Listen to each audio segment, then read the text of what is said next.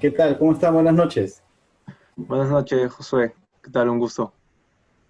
De igual manera, ¿Hace cuánto, Nica? Recién, ¿no? el mismo 15 que se aperturaron los vuelos. ¿Y cómo estaba? Me imagino de todo, porque vi unas noticias de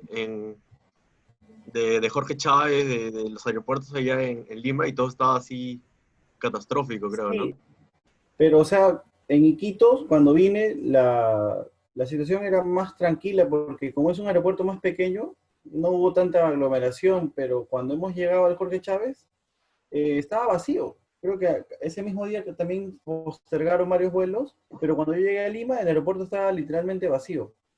La Y aglomeración en Chávez fue en la mañana, en la en la madrugada. mañana, en la madrugada, creo, ¿no? Sí, pero ahí en Iquitos ha sido más tranquilo y cuando llegué, felizmente estaba vacío el aeropuerto.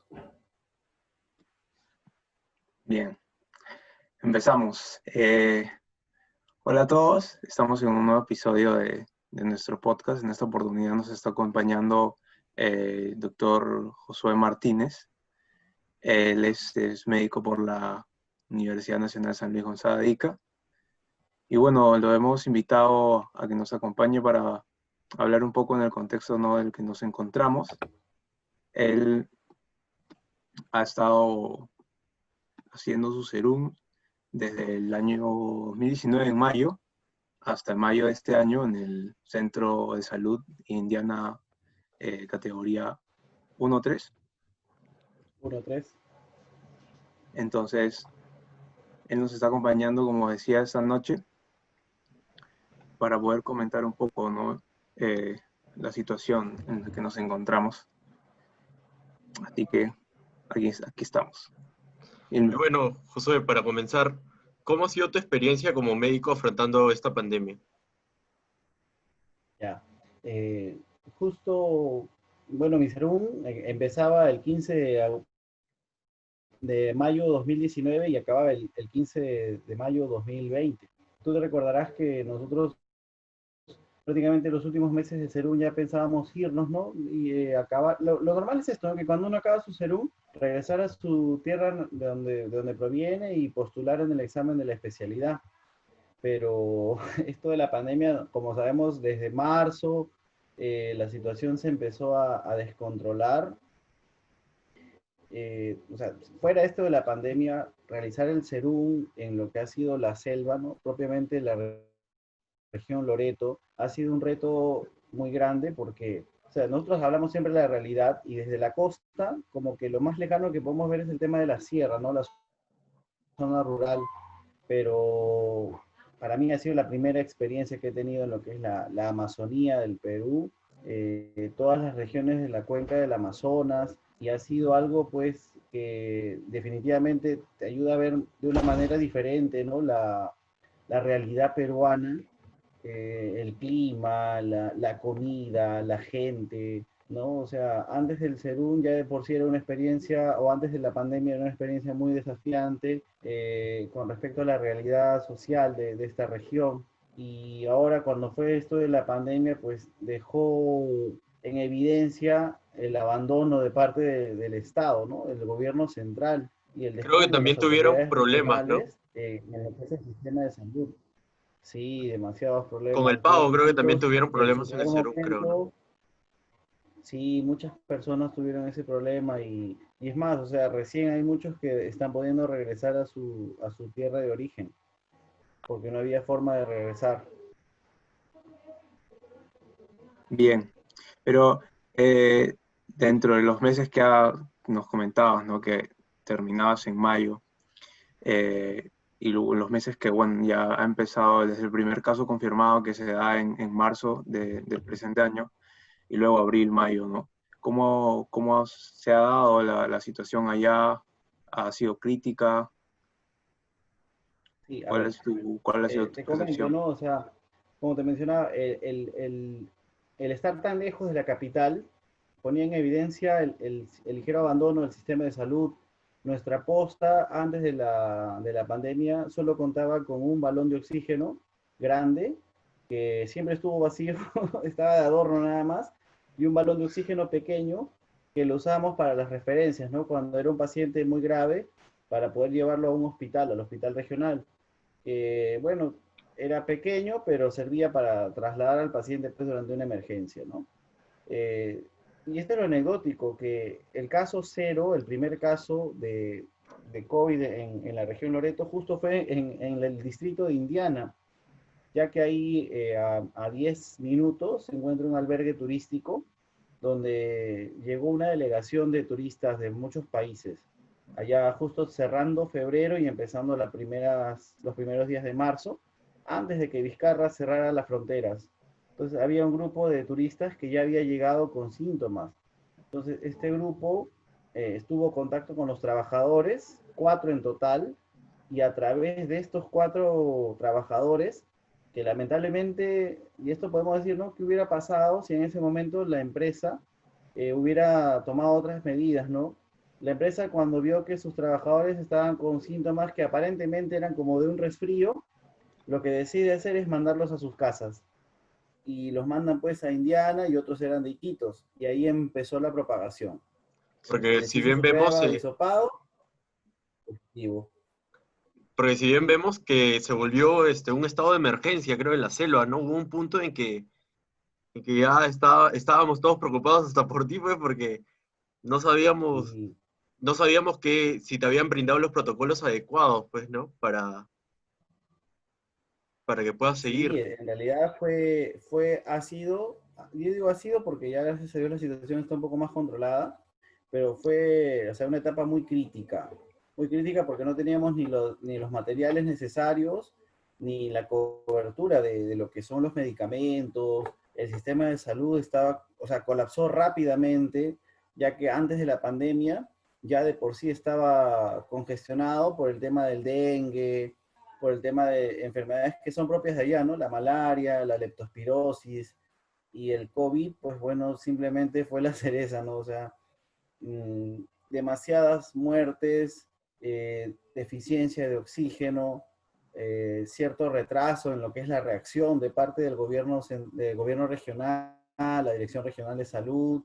Eh, Prácticamente nosotros hemos experimentado el peor momento cuando ni siquiera había un protocolo establecido para qué tratamiento dar, Sí, porque pues. tú recordarás que al principio, o sea, paracetamol, luego agregaron la cloroquina, Ujú. hidroxicloroquina, luego la Y ahora último, la citromicina, ahora la la ivermectina. ivermectina. Entonces, fuimos pasando etapas para ver qué esquema de tratamiento dábamos,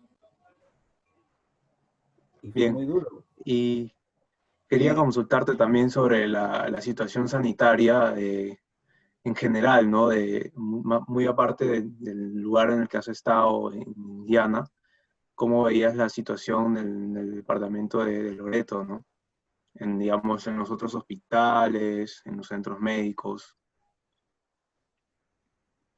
Sí, mira, bueno, Loreto quizás no es considerada la región más pobre del Perú, pero sí tiene mucha deficiencia sanitaria. El acceso al agua potable, las redes de alcantarillado, y es justamente esa razón por la que siempre ha sido endémico el tema del dengue y la leptospirosis.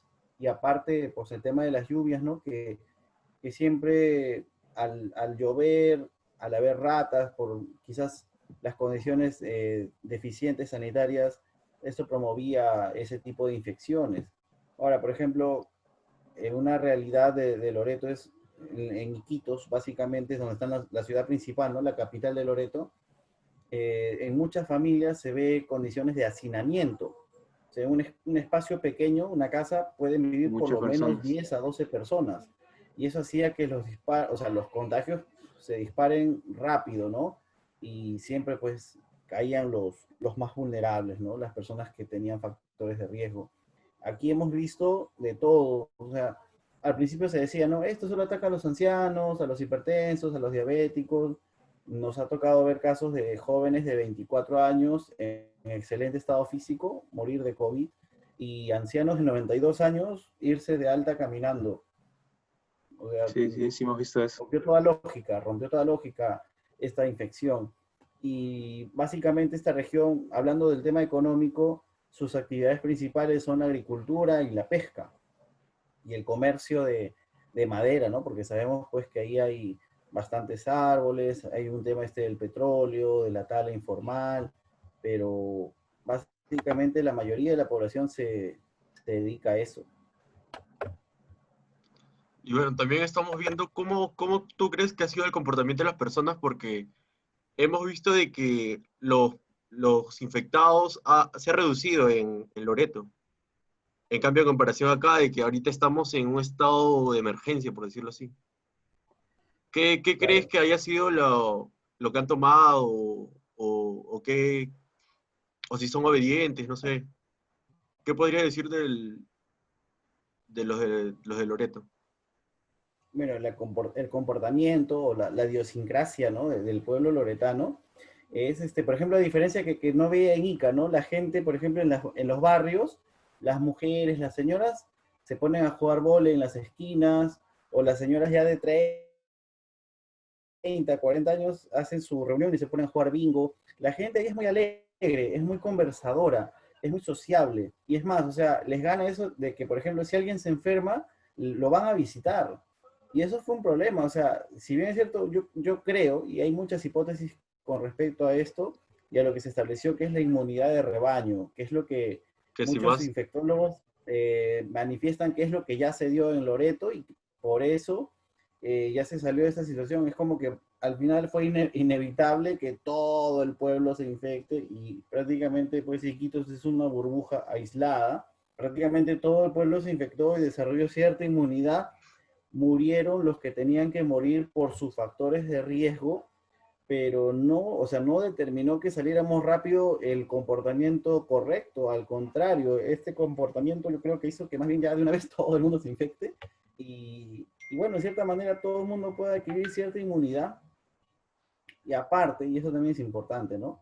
La selva cuenta con muchas plantas medicinales que ellos emplean para sus terapias. Nosotros sabemos que incluso, o sea, ni siquiera el 50% de toda la riqueza de flora medicinal se ha explorado y se ha estudiado bien.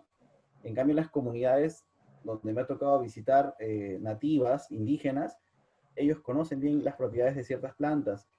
Y de verdad, o sea, eso ha quedado registrado incluso dentro de un archivo que tenemos de comunidades indígenas, de que la mayoría de personas que ha sido infectada ha sanado con ciertos productos de la selva, a pesar de tener una alimentación deficiente, a pesar de no tener buena alimentación. Muchos productos de allá, muchas plantas con propiedades medicinales, han influido en la terapia de algunos pacientes. Justamente comentando, ¿no? Del uso de, digamos, la medicina natural y algo que tú comentabas anteriormente, ¿no? Que habíamos pasado por un proceso, unas etapas en cuanto a los medicamentos, a un inicio paracetamol, eh, luego la hidroxicloroquina o la ivermectina, que también está ahora, ¿no? Quería hacerte la pregunta sobre qué tan efectivos son estos medicamentos, si es recomendable usarlos, porque también vemos mucha automedicación por parte de las personas y esto también a consecuencia de la información que está en redes sociales y las noticias falsas o fake news, como se le conoce, ¿no?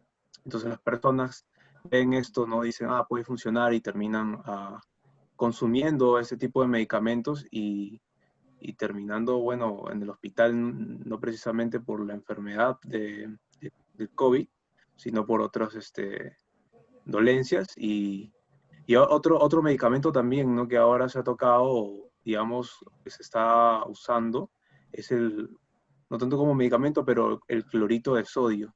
que el No sé Indecopi cómo, ya lo censuró, creo, hizo una segunda revisión y ya lo censuraron.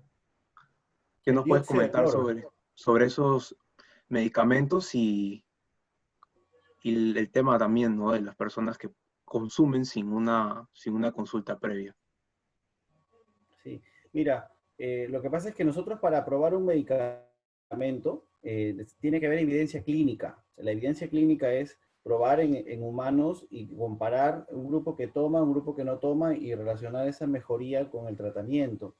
Acá, quizás por la desesperación, por el tema del optimismo de encontrar una solución, si tú te das cuenta, la mayoría de personas está usando medicamentos no por la evidencia clínica, sino por los testimonios O sea, si 1000 personas vienen ahorita y dicen, tal jarabe me sanó, y lo hacen viral en Facebook, en redes sociales, pues la gente se basa, ni siquiera, no hay un estudio que lo demuestre, pero como hay testimonios, o sea, el testimonio ahora da más, tiene más peso que una evidencia clínica o un ensayo clínico, ¿no? Hemos caído en eso.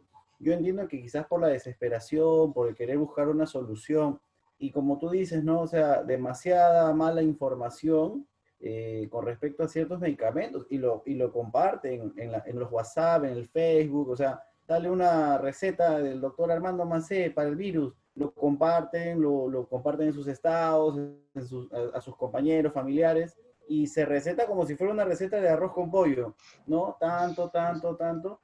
Y lo que vemos justamente es eso, ¿no? Daños colaterales o incluso problemas por la automedicación. Que cada persona no es igual, cada ser humano no puede tomar la medicación de una manera tan clásica, ¿no? Como si fuera una receta y seguirla todos a pie de la letra. La receta es individual después de una evaluación clínica. Y como tú dices, ¿no? O sea, por ejemplo, salió la ivermectina. Acá incluso en Indiana, una persona con fines políticos, porque quiere postular a la alcaldía, se le ocurrió comprar esa ivermectina de animales, la ivermectina de 1%, y hizo una campaña de vacunación en plena pandemia, en plena cuarentena. Y literal, su local de campaña se llenó de apuros abuelitos. Él aplicaba la ivermectina subcutánea y encima mal, porque ni siquiera dosificaba correctamente. ¿Qué pasó con esto? Al otro día llegaban al centro de salud con diarrea, dolor de hombro, el hombro morado, náuseas. Entonces, claro, la gente tiene toda la intención buena del mundo, pero no es la manera correcta de administrar un medicamento, ¿no? Y le hacemos demasiada publicidad. O sea, hay mucha gente que, como decía, imprima más la fe que la evidencia. Y para usar medicamentos necesitamos evidencia. Al día de hoy, el único medicamento que muestra cierta evidencia, no directamente contra el virus, sino por su mecanismo de acción, sigue siendo la citromicina, que sigue siendo aprobada. La hidroxicloroquina, la verdad que ya se suspendió, o sea, no debería usarse, muchos cardiólogos lo han recomendado, los infectólogos también, porque son más los efectos adversos que producen que el mismo daño del virus. Incluso puede dejar daños en el ciclo cardíaco, la hidroxicloroquina. Acá en Loreto, ese medicamento ya era muy conocido porque se usa actualmente para la malaria. Cuando hay personas que tienen malaria, se les da cloroquina, hidroxicloroquina, artesunato, dependiendo, ¿no?, la edad, el peso del paciente. Ese medicamento ya es muy conocido en Loreto. Y créeme que la gente que ya tuvo malaria sabe que sus efectos adversos son muy, muy, muy fastidiosos. Visión borrosa, taquicardia, alucinaciones, pérdida de la conciencia, diarrea, o sea, son muchos efectos adversos, más que los beneficios propiamente, ¿no? Entonces, también ha perdido utilidad, no se considera. En los esquemas actuales, mire, o sea, podemos clasificar los síntomas, ¿no? Leve, moderado, severo. Para casos leves, incluso se recomienda simplemente paracetamol. Hay una discusión ahí todavía si es que desde ese momento ya se podría emplear la ivermectina, no como preventivo, no es como que ahorita, por ejemplo, ay, por si acaso, para que no me dé, voy a tomar. No es así tampoco, ¿no? La única justificación que la gente usa para defender el uso de la ivermectina es que se hizo un estudio in vitro y se demostró que la ivermectina in vitro produce cierto retraso de la multiplicación viral, algo así. Entonces, es lo que usan como justificación, pero eso todavía no tiene evidencia clínica en humanos. Claro, ¿no? Entonces, es fuera de... No, claro, entonces, la gente y lo peor es que acá en Ica estaban vendiendo, pues los veterinarios no vieron mejor opción que empezar a vender y no les importó la salud, sino le importó su billetera. Y también podemos ver que igualito caso que ha pasado en Loreto, hemos visto de que también ha pasado acá, porque también han hecho El campaña, han gobernador traído, regional. el gobierno regional le trajo a un chapulín, a un pata vestido de chapulín a repartir sí, ivermectina. y ya, pues, o sea, Sí, qué bravo.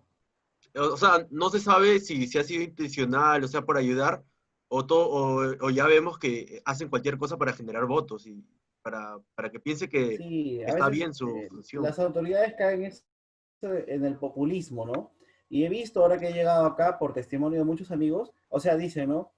La ivermectina, o sea, la de animales, la que se debería aplicar de manera subcutánea, la están dando en gotas para tomar, con la excusa de que no, es lo mismo, pero no, o sea, la concentración, la presentación, en la misma caja dice, ¿no? O sea, solución oral, solución inyectable, pero como te digo, o sea, la gente cae en la desesperación y en la buena fe, ¿no? Y lo peor es que a veces sí experimentan mejoría y se lo atribuyen a eso y creen que todos deben tomar. Y bueno, o sea, yo digo, a ver, si usamos la lógica y el sentido común, si el gobierno regional de Ica o las autoridades locales, provinciales de Ica están que reparten ivermectina a diestra y a siniestra, se supone que el número de casos debería disminuir, pero todo lo contrario, se supone que hay más gente No tomando sucede. ivermectina y sigue habiendo infectados. Entonces, yo creo que es suficiente darse cuenta con eso de que la ivermectina no es la solución que nos están brindando y encima la dosifican mal. O sea, algo que es para animales y se debe aplicar subcutáneo, lo están dando a humanos y en forma de vía oral. Y eso pues trae daños, ¿no? O sea, daña el hígado, produce muchas molestias gastrointestinales. Claro, porque hay bastantes pacientes que van al hospital no porque tengan COVID, sino por las consecuencias que les ha dado la ivermectina. Sí, pues. Porque, o sea, todos comentan y todos están diciendo, como todos tenemos miedo, todos dicen de que hay que tomar como prevención ese medicamento, pero ¿cuál sería tu consejo que le puedas brindar a nuestros oyentes? Mira, para pensar en COVID, recordemos que esta es una infección que se contagia de persona a persona. O sea, para yo tener COVID es porque alguien me contagió. Eso, no es que ahorita, por ejemplo, empiezo a estornudar, ay, COVID, a tener todos COVID. No, sí, tenemos que pensar primero en el contagio, el contacto con alguien sospechoso o positivo, o haber frecuentado un lugar donde hay hacinamiento, ¿no? Mercados, bancos, algún lugar donde hay espacios cerrados. Entonces, si uno ha tenido ese antecedente hace 2 semanas, empieza a manifestar ligeros síntomas, ahí se podría justificar el tomar la ivermectina, ¿no? Porque acuérdate que para dar tratamiento nos basamos en, primero, la clínica, o sea, los signos y síntomas del paciente, y luego también la historial, ¿no? O sea, dónde ha estado las últimas 2 semanas, si ha tenido contacto con algún sospechoso. Ahí también nos podemos apoyar en el uso de las pruebas rápidas, que también nos ayudan a determinar el periodo en el que se encuentra el paciente. Hoy en día mucha gente cuestiona el uso de las pruebas rápidas, pero la verdad que si se usa correctamente, nos puede ayudar mucho para determinar el tiempo o la fase de infección y su correcto aislamiento, ¿no? Porque hay mucha gente que va a tener el virus y nunca lo va a manifestar y pese a ello puede infectar a otras personas, ¿no? No toda persona con COVID va a Tener manifestar síntomas. síntomas. Claro. Exacto, entonces la prueba rápida nos ayudaría a eso, ¿no? A poder determinar la fase en la que se encuentra el paciente, si ya está produciendo sus anticuerpos, la inmunoglobulina G, la M, y poder determinar su aislamiento y vigilancia. Nos comentabas hace un momento, al inicio, de que de por sí era un desafío, bueno, ir a la ciudad a Loreto, ¿no? Una parte alejada del Perú. Eh, entonces, ahí entendemos que el tema de la salud pública en una ciudad en la que comentabas, no sufre una cierta, digamos, eh, lejanía o abandono, y al igual en todo el Perú, porque vemos ya desde antes, no es algo, un problema de ahora, sino que el sistema de salud pública es un sistema muy, muy frágil, en que, digamos, muchos meses antes de que empiece todo esto, necesitabas meses, a veces esperar, ¿no? Un mes, 2 meses, para una atención, cuando necesitabas urgentemente, y bueno, esto ha venido digamos, a desnudar todas las fallas, que si bien ya se conocían, pero digamos que acá lo muestra a gran escala y nos ha costado, ¿no? Ha costado muchas vidas. Entonces, yo quería hacerte la pregunta, desde tu punto de vista como médico, ¿no? Si es que las medidas que ha tomado el gobierno durante el tiempo que está la pandemia acá en el Perú han sido acertadas y si había un apoyo por parte del gobierno central. Mira, o sea, la verdad que sí hemos tenido tiempo de aprender los errores y los aciertos que tuvo pues China, Italia, España, lugares donde hubo primero esta crisis antes de llegar a Latinoamérica, ¿no? Y si tú ves, en general en Latinoamérica, la mayoría de países aplicó las mismas medidas que Perú, en Colombia, Ecuador. Creo que Uruguay es el único país de Sudamérica que, bueno, estamos hablando pues de quizás un país más pequeño, con menos pobladores, otro Sí. nivel cultural, ¿no? Pero casi toda Latinoamérica tomó las mismas medidas. Cierre de las fronteras, cuarentena, quizás se pudo mejorar en el tema de la seguridad social, ¿no? Con el tema de los bonos, porque eso sí fue un desacierto brutal. Que en plena cuarentena se den bonos a personas que no tienen, por ejemplo, tú sabes que todo el país no está bancarizado. La mayoría de personas de zona rural no tienen tarjeta de débito, ¿no? Del Banco de la Nación o cualquier banco. Entonces, cuando salía este tema del bono, la gente dejaba su chacrita, iba a Iquitos a cobrar, hacían colas, porque primero para sacar su tarjeta, luego para cobrar su platita, y eso pues hizo que más gente se infecte. O sea, que en plena cuarentena haga salir al pueblo a hacer colas en los bancos para sacar su platita, se pudo haber hecho mejor. Y ese error se ha cometido también en varios países, en Argentina, en Chile, ¿no? Eso fue un desacierto muy grave, que la verdad que contribuyó a que haya más infectados. El sacar a la gente para darles un bono y que encima la mayoría salía, veía en el celular que usted es acreedor a un bono, llegaba y luego le decían que no había bono. Peor, ¿no? Pero algo que también influyó, porque no podemos responsabilizar en todo al gobierno, es la idiosincrasia del peruano, ¿no? La viveza, la criollada, y eso pues también nos ha jugado en contra, ¿no? Muchas personas que no han respetado la cuarentena, que no la han hecho correctamente, que no han pensado en el peligro que implicaría no tomar estas medidas. Entonces, la verdad que bueno, pues en cierta manera, ¿no? ¿Qué persona o qué gobierno está preparado para una pandemia, ¿no? Pero quizás sí, o sea, se pudo haber aprendido de errores de otros países, pero la responsabilidad siempre va a ser compartida, ¿no? La responsabilidad siempre va a ser compartida, tanto el gobierno, las autoridades, como también cada persona, ¿no? Cada persona que decide al final qué hacer, ¿no?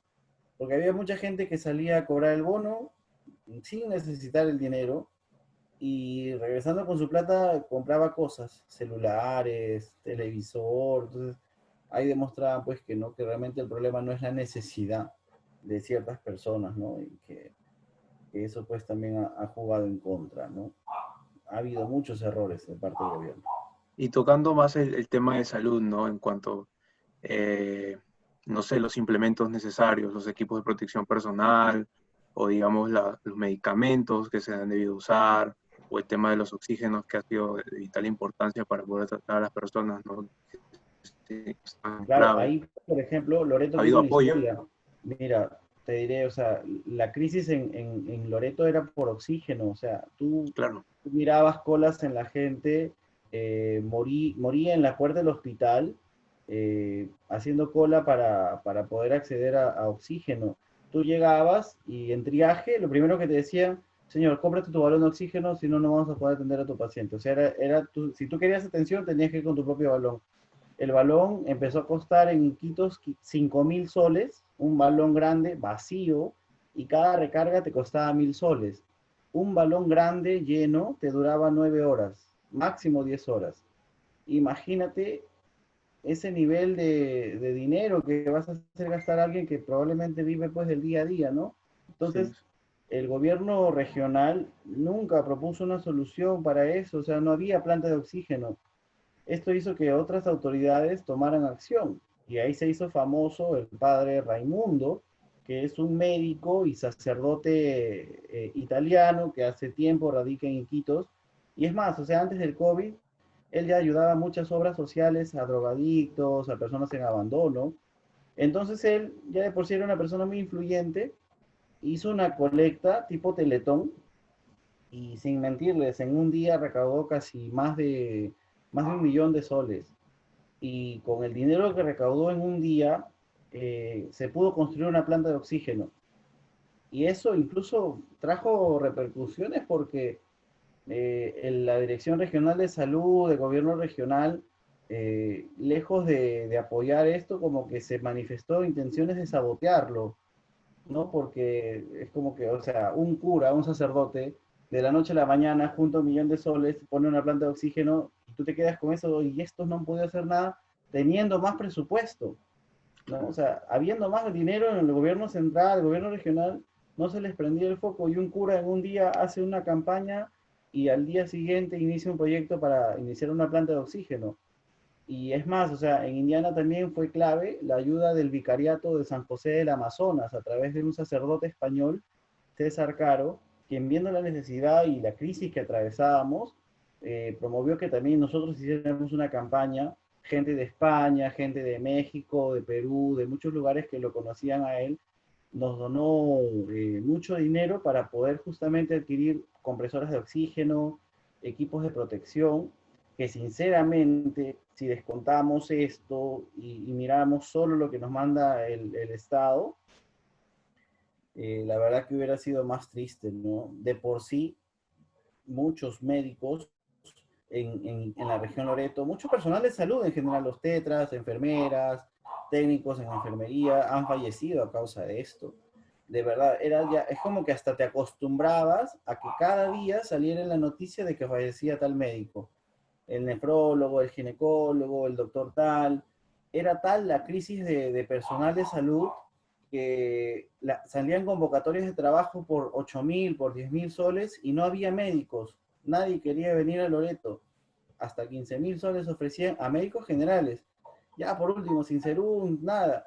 Y incluso se llegó a contratar hasta a bachilleres sin título de medicina trabajando en el regional porque no había personal de salud, porque se morían, se infectaban y tenían que pasar aislamiento.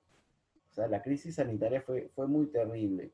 Y como te digo, yo personalmente podría decir que si nos levantamos de esa situación no fue por ayuda del gobierno, la ayuda del gobierno ni regional ni central, en realidad fue por la solidaridad que se manifestó a través de las obras o las iniciativas de la Iglesia Católica, de las misiones del San José del Amazonas. Ellos nos apoyaron en equipos de protección, medicamentos, que eso la verdad ayudó mucho, mucho, mucho en la recuperación y sobre todo el liderazgo, ¿no? Porque el padre ha trabajado conmigo de cerca y hemos en cierta manera motivado o activado al alcalde para poder habilitar el albergue de aislamiento que actualmente sigue funcionando en un colegio de educación primaria ahí en Indiana. Y cuéntanos, ¿cuál ha sido el caso más raro que hayas visto con respecto al COVID? Mira, hermano, me han tocado, la verdad, casos tristes, casos que solo se le puede atribuir a Dios en tema de explicaciones como milagros. O sea, como te decía, me ha tocado ver un policía, hijo de una señora, era su único hijo y encima la señora era operada, se le había retirado el útero por un problema de neoplasia. Entonces la señora no tenía útero y solo tenía un único hijo de 24 años, policía, que murió por COVID. 24 años, jovencito, en buen estado físico, murió. Imagínate cómo queda esa señora. Muy desgarrador. Una familia que en una misma semana fallecen cuatro y dejan a una niña de 4 años en la orfandad. Eso fue para mí golpes fuertes porque yo cuando ya pasa esto, pues ya me conocía casi a todas las familias de Indiana y tener esa impotencia, ¿no?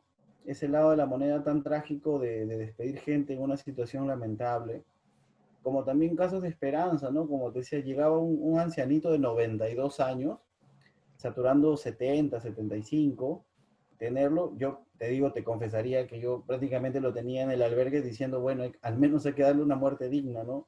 Imagínate, pues, no tener oxígeno, ya para ese momento ya teníamos compresora de oxígeno, y el señor estaba así 3, 5 días con el oxígeno, dándole nosotros el tratamiento que le podíamos dar, porque del regional nos decían, no traigan pacientes porque no tenemos dónde ponerlos.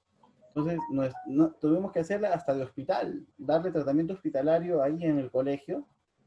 Y hermano, o sea, al quinto día, este señor empieza a comer, empieza a tener más ánimo, empieza a saturar mejor sin el oxígeno por la nariz. Y a los 10 días se va de alta caminando. Debe No, ser un logro para ustedes como médicos, ¿no? y eso fue súper satisfactorio porque 92 años con todo en contra, empezando un grado crítico y salir así. Es más, antes de venir acá, hace una semana este maestrito ha ido al centro de salud por una alergia, o sea, solito caminando al centro de salud. Un abuelo de 92 años con COVID que salió del cuadro y ahora está así, ¿no? O sea, Claro, se porque salió. ahora Claro, nos damos cuenta de que el organismo ya no sabemos si en cada persona reacciona distinta a esta enfermedad, ¿verdad?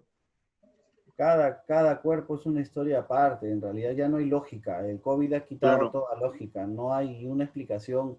Un joven en buen estado físico puede morir y un anciano de 92 años puede irse de alta tranquilo.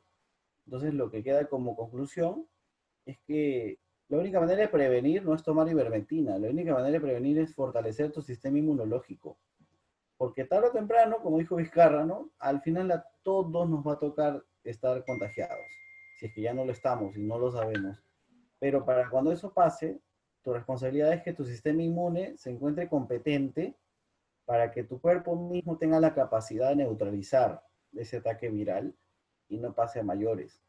Hoy en día, lamentablemente, por el estilo de vida, muchas personas pues desarrollan factores de riesgo, ¿no? Y eso pues contribuye a que el sistema inmunológico esté deprimido. Entonces, la única manera de prevenir esto es comer bien, hacer ejercicio, tomar algunos suplementos vitamínicos que de por sí son necesarios, que no están en la dieta normal, ¿no? Magnesio, zinc, vitamina C. Hay muchos elementos químicos que ayudan en el sistema inmunológico que no están en la dieta habitual. Entonces, hoy más que nunca debemos hacer esa acción, ¿no? De tomar algunos suplementos. Y dentro de lo que nos has comentado ahora, en cuanto a la forma de cuidarse, otra de las cosas que también, aunque ya va a ser casi imposible, bueno, porque el 30 de junio para nosotros, ¿no? De las 8 regiones que siguen la cuarentena focalizada, igual se van a reaperturar ciertas actividades y la gente va a seguir saliendo incluso mucho más frecuencia de lo que ya se hace ahora porque se ve que ya no se respeta, ¿no? Y al igual que en las otras regiones donde ya se ha levantado, vemos aglomeraciones y todo ha sido caos y no se han respetado las medidas, ¿no? de bioseguridad y las restricciones que se han establecido. ¿Qué nos puedes decir si es que sería ideal que se pueda ampliar la cuarentena, regresar a ciertas localidades que, digamos, en este momento se han levantado? Mira, por ejemplo, en Iquitos, que es una de las ciudades que ya se volvió a la normalidad, se podría decir, lo único que hasta ahora no abre son los cines, las discotecas y los bares. Ahorita tú quieres comer un chifa, lo puedes comer ahí en un restaurante en Iquitos, ir allá a tu mesa, comer, o sea, los comercios de comida ya no, ya puedes comer ahí, ¿no? Pero es que mira, siendo sincero, la cuarentena nunca se cumplió al 100% en Perú. Nunca. O sea, con la excusa de la pobreza, la necesidad, mucha gente que en realidad ni siquiera tenía por qué exponerse se expuso y expuso a su familia. Entonces, sinceramente ya estamos en una etapa de responsabilidad personal y familiar, ¿no? O sea, no es que abrió el centro comercial, todos van al centro comercial, o sea, ya depende también de la educación, de la conciencia de cada persona, ¿no? Por más que abran algo, yo creo que esta pandemia, una de las lecciones que nos deja es que al final no necesitamos tantas cosas que al principio pensábamos que sí eran importantes, ¿no? La mayoría hemos aprendido a vivir modestamente, a vivir a comer lo que hay por la necesidad de no adquirir ciertos productos. Yo te cuento, en Loreto, durante estos días de cuarentena, mi dieta prácticamente era fideo, arroz, huevo, los alimentos escaseaban, el plátano que nunca va a faltar, la yuca, pero esto nos enseñó también a vivir modestamente, ¿no? Y a darnos cuenta de que no necesitamos ciertas cosas que aparentemente eran normales y necesarias, ¿no? En los centros comerciales. Entonces, yo creo que volver a la cuarentena ya sería un retroceso, porque ya estamos en una etapa de más de 100 días en la que no se ha visto resultados para las medidas que aparentemente se tomaron. Entonces ya queda de la cultura, la educación de cada persona, ¿no? Al final. Ya todo, o sea, yo creo que ahorita no hay ningún peruano, así sea de la costa, así de reserva, que no sepa cómo se transmite, que no sepa cómo evitarlo. Ya la información, yo creo que a estas alturas, después de 100 días, todos la tenemos, pero ya queda en la conciencia de cada persona, ¿no? Al final. Así Claro, hagan todos los establecimientos, ya queda en cada grupo. claro, pero Vizcarra también comentaba de que tenía miedo a un rebrote, pues, y o sea, si nosotros nos damos cuenta, nunca hubo un descenso. Y es como que Claro. tiene miedo a un rebrote y ahora ha reaperturado Lima, ya van 15 días de su nueva normalidad que han tenido ellos, y podemos ver que la gente igual se sigue contagiando, porque, o sea, en Lima es donde hay más contagiados y Lima también debería o hubiese cerrado por emergencia o lugares o centros donde tengan mayor contagiados, pero no lo hicieron, porque ahí nos damos cuenta de la economía que, o sea, estamos viendo de que prefieren ellos la economía antes que nosotros, antes que nuestra vida. Y Claro, ¿y cómo ves, Ica? ¿Tú ves que en 15 días sería bueno de que se posterguen esta cuarentena o de que ya de y que se mueran los que tengan que morir? bueno, como te decía, o sea, la cuarentena acá en Ica tampoco se está respetando y creo que eso ha sido el motivo por el cual Ica ha sido una de las regiones castigadas, ¿no? Se podría decir. Yo creo que independientemente de si abren o no dejan abrir todos los comercios locales, ¿no? Lo que se necesita para reactivar la economía, es que, mira, si tú te pones a pensar, el SIS, que es el seguro gratuito, aparentemente, no cubre a todos los peruanos. Ese es uno. Segundo, que la mayoría de peruanos no tiene un empleo formal. O sea, no tiene seguro social, no tiene salud, y la mayoría depende de un trabajo informal. Son emprendedores en las que lo que tú hagas hoy va a ser lo que puedas comer mañana. Y la mayoría, o sea, es un gran porcentaje de peruanos que tienen esa realidad.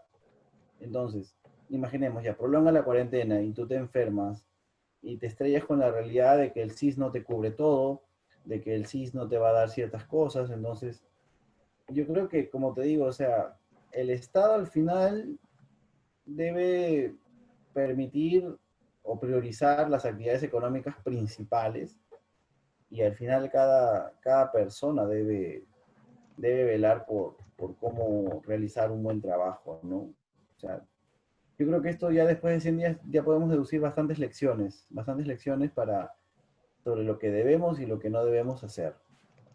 Entonces la responsabilidad al final siempre va a ser de cada uno, ¿no? O sea, el sistema de salud sigue colapsado, o sea, hay muchas personas que todavía no tienen acceso a tratamiento, entonces, ¿de dónde va a generar recursos para poder tratarse, ¿no?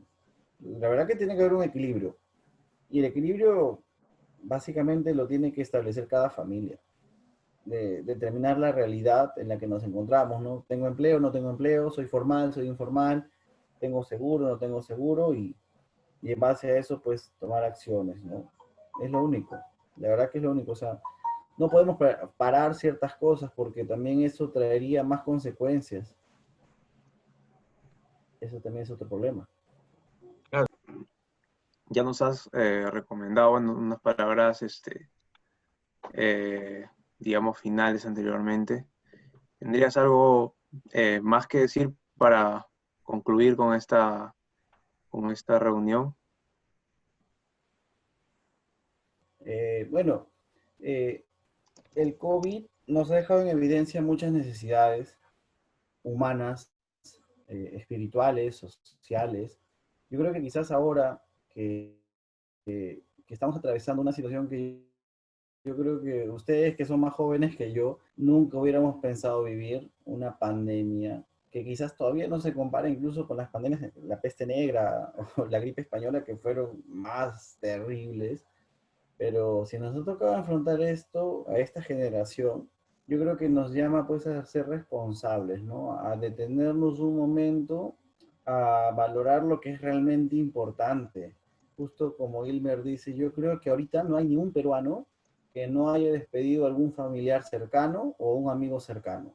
Yo creo que ya a todos, al principio eran cifras, números, estadísticas. Claro, Ahora lo ya veías estamos lejano, pues, ¿no? hablando del tío, del vecino, del primo, del abuelo, y eso duele. Pero eso también nos lleva a entender, ¿no? Que a veces, o sea, ¿qué es lo más importante al final, ¿no? En el ser humano? La familia. Así le compres lo que le compres, así traigas lo que traigas, o sea, ya no tiene caso, ¿no? Lo más importante siempre va a ser la familia. Y algo que aprendí durante esta pandemia que me tocó vivir es el tema del servicio. Yo creo que si Dios nos pone en algún lugar, en algún cargo, en alguna función, es para servir, ¿no? Y si nosotros tenemos ese espíritu de servicio, esa voluntad de servicio, podemos ayudar a muchas personas. Y ustedes que son jóvenes, que tienen mucha fuerza, que son impetuosos, que tienen muchas ideas para innovar, la cualidad de cada persona debe ser servir, ¿no? Servir a la población de la mejor manera y, y experimentar esa satisfacción que da el servicio. Hay cosas que no te va a dar nunca el dinero, una posición, pero sí te lo va a dar el servicio porque vas a poder tocar a un corazón, una familia y poder comprobar que en realidad el ser humano nació para eso, ¿no? Para vivir en armonía con sus semejantes, para dar lo mejor de sí. Y bueno, pues esto también, como dijo Pachá, yo soy fan de sus películas, la veo a cada rato, y es algo que he aprendido durante esta experiencia, es que al final nosotros los médicos no nos enfrentamos a la enfermedad porque podemos ganar, podemos perder, ¿no? O sea, al final la muerte es inevitable. Hablar de muerte, yo creo, ¿quién no se va a morir? A ver, todos vamos a morir. Pero si tratamos con las personas, siempre vamos a ganar. Y yo creo que esa es la labor de un médico, ¿no? Más allá de tratar la enfermedad, en la que al final de ti no va a depender si vive o no vive, porque nosotros hasta cierto punto tenemos un deber y una responsabilidad. Pero si tratamos con la persona, así muera, y eso me ha tocado vivirlo, ¿ah? O sea, al final así muera el familiar, cuando la persona o la familia comprueba que tú has servido bien a tu paciente, hasta la familia como que lo asimila mejor, les queda la gratitud de que su familiar se fue de una manera digna, de una manera humana, y ganas una familia, ¿no? Ganas a una persona que aunque por ahí tocó algo trágico como es la muerte, al menos las personas que quedan se quedan con ese consuelo, esa satisfacción de que su familiar se fue de una manera digna, ¿no? Y siempre tratemos así a las personas, porque al final la muerte va a ser inevitable, pero lo que sí se puede llevar cada uno es eso, ¿no? El mejor recuerdo. Tú te encuentras ahora en la ciudad de Ica, ya en la parte final ahora de esta reunión.